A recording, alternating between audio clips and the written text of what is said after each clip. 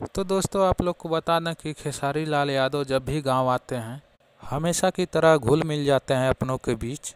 उनको लगता ही नहीं है कि वो इतने बड़े स्टार हैं अपने गांव में आने के बाद। दोस्तों आप लोगों ने कई सारे वीडियो भी देखा होगा खेसारी लाल यादव का। तो खेसारी लाल यादव अपने गांव गए थे, वहां से शूटिंग पे जा रहे हैं। वहां से वीडियो भी आया होगा, आप लोगों ने देखा होगा। कितने मिट्टी से भी जुड़े रहते हैं अपने गांव के बीच।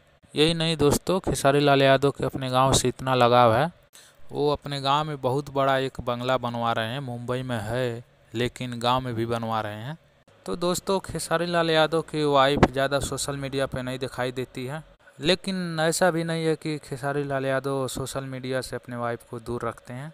आप लोगों ने कई बार देखा होगा कि कई फंक्शन पर खेसारी लाल यादव ने अपने घर से लाइव आते हैं और अपने फैमिली से आप लोग को रूबरू ज़रूर कराते हैं।